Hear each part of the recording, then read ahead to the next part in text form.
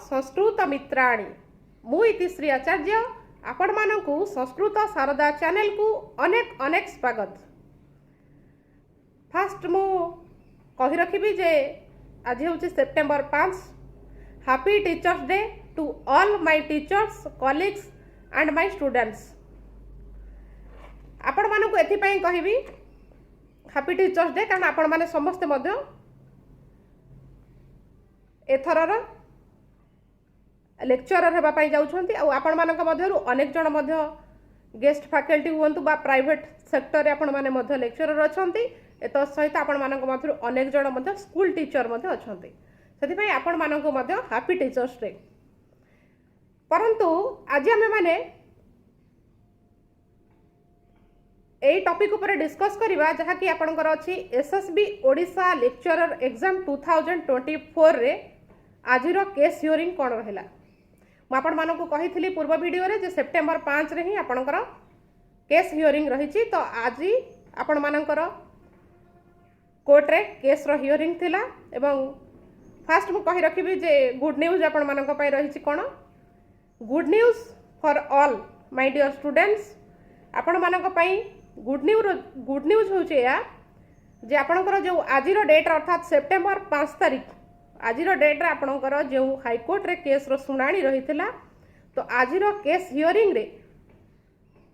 पूर्व थर परी होई नाही अर्थात पूर्व थर परी जे भली भाबरे जज हुंतु एडवोकेट हुंतु किए कोनोसी इशू पई से माने कोर्ट आसंतनी टाइम भी दियंतनी परंतु आजी आमे कहिबा जे सबु किछि ठीक ठाक थिला मु कहिबी कारण आजिर जो कोर्ट रे केस हियरिंग रहिथिला आपण माने मु एठी आपण मानकु कहि रखिया पई चाहिबी जे आजी रो केस हियरिंग 1 घंटा 10 मिनिट रो केस हियरिंग रहिथिला एवं एथिरे आजिर डिस्कस जो हेउथिला बा आजिर कोर्ट रे जो केस चलीथिला सेथिरे फास्ट मु कहि रखिबी फिजिक्स एस्पिरेंट्स मानक पई जो माने के चिंतित थिले एवं से मानकर कोनोसी क्लियर इनफॉरमेशन आसी पारु नथिला। तो आज आपण देखिबे जे आजिर कोर्ट रे केस हियरिंग रे फास्ट से मानकर टॉपिक ही डिस्कस करा जायथिला अर्थात जो माने फिजिक्स एस्पिरेंट्स 2023 रे एग्जाम को क्वालिफाई करिबा परे मध्य से मानक कोनोसी पोस्टिंग दिया जाय नाही से मानक टॉपिक फास्ट डिस्कस करा जायथिला एवं से मानक फास्ट खूब जल्दी आपण मानक पोस्टिंग दिया जिवो। ए होउछ आपण मानक पई सबठु बेस्ट न्यूज मु कहिबी एवं एत सहित जो यूजीसी रो गाइडलाइन रहिछि यूजीसी रो गाइडलाइन आसीथिला जे समस्त को अर्थात नेट मैंडेटरी रहिबो केउ मानकु ना 2023 रो क्राइटेरिया यूजीसी गाइडलाइन तरफ रु आसीथिला कि नेट मैंडेटरी रहिबो यूनिवर्सिटीज एंड कॉलेज मानकरे। तो ता ऊपर ही आजिर डिस्कस रहिथिला बा केस आपणकर नेट उपरे केस रो बेस गुरुत्वपूर्ण तथ्य रखा जाइथिला। एत सहित एठी म आउट के क्लियर कर देबा पई चाहूची जे जो मानकर डाउट थिबो जे एथर कोन नेट मैंडेटरी हेबो ना एथर कोन नेट मैंडेटरी हेबो नाही। 2024 रे जो एस्पिरेंट्स माने फॉर्म फिलअप करे सारी छंते से मानक पई नेट मैंडेटरी नुहे परंतु 2025 रे कोन हेबो एबे कहिबा संभव नुहे अर्थात 25 रे हुए तो एजुकेशनल क्वालिफिकेशन रे नेट मैंडेटरी मे भी रही पारे तो रहिवार संभावना रहिछि परंतु एथर अर्थात 2024 रे आपण माने जो एग्जाम देबे सेथिरे नेट मैंडेटरी नाही बा आपण मानकु नेट बाध्यतामूलक रखा जिवो नाही परंतु 25 हो बा 26 हो बा परवर्ती समय रे नेक्स्ट ईयर मानकरे कोन हबो वर्तमान कहिबा संभव नुहे परंतु नेट मैंडेटरी हेई पारे अर्थात संभावना रहिछि एपर्यंत कोनोसे कार्यकारी होई नाही। तो आजिर केस रु तो गुड न्यूज म आपन कहितली कोन रहिछि फास्ट मु गुड न्यूज आपन कहिबी। तो गुड न्यूज होची आपण माने जो माने कि एसएसबी ओडिशा लेक्चरर एग्जाम 2024 पई बेस चिंतित थिले तो आपण मानकर काली ही अर्थात आसंता काली सेप्टेम्बर 6 सेप्टेम्बर रे आसंता काली आपणकर फाइनल हियरिंग रही अर्थात आपणकर एग्जाम डेट मेंशन करा जिवो अर्थात आपनको एग्जाम डेट क्लियरली जना पड़ जिवो। आसंता काली 2 PM रे आपणकर 6 सेप्टेम्बर 2 PM रे आपणकर फाइनल हियरिंग बा लास्ट हियरिंग रही आपण मानकु मु कहि रखबा पई चाहे जे विशेष सूत्र जना पड़ी जे आपण मानकर एग्जाम खूब जल्दी करा जिवो अर्थात डिसेंबर आइदर डिसेंबर और जनवरी रे ही आपणकर एग्जाम करा जिवो। जे भली पूर्व जो केस हियरिंग स्टाटस रे आमे देखू जे केबे एग्जाम हबो अनप्रेडिक्टेबल थाए तो आमे माने मध्य सियोर हेई पारुना हूँ सियोर हेई पारु नथिलु कि एग्जाम टा एक्चुअली केबे हबो तो से माने जेहेतु कोनोसी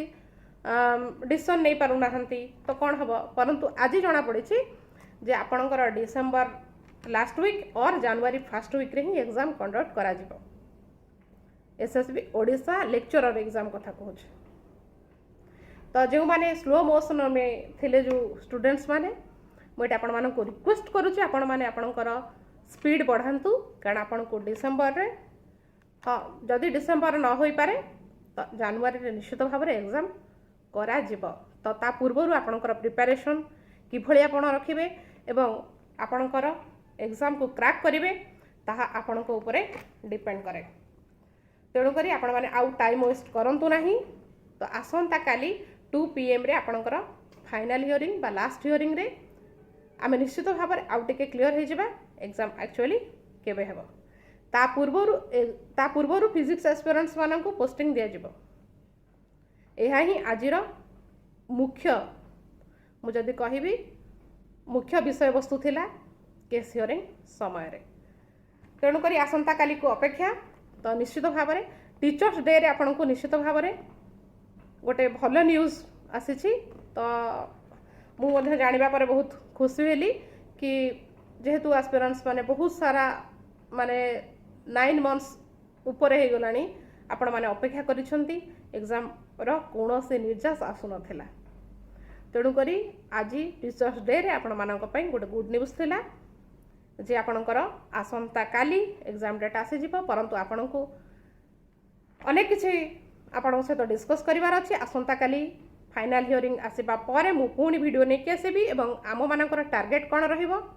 जो माने संस्कृत हमर एस्पिरेंट्स रहिचंती तो संस्कृत एस्पिरेंट्स मानक पई परीक्षा रणनीति आमे माने किभली प्रस्तुत करिबा ए सब टॉपिक काली आसंता काली आफ्टर 2 PM तो दुईटा परे आमे माने डिस्कस करिबा जे आम मानकर कौन रहिबो टार्गेट एवं आमे किभली भाव में परीक्षा रणनीति जारी रखिबा। एत सहित मुझे कहि रखा चाहे जे संस्कृत शारदा चैनल रे आपनकु एसएसबी ओडिशा संस्कृत रो सिलेबस ठू स्टार्ट करी आपण 5 यूनिट्स रो कॉन्सेप्ट विथ एमसीक्यूज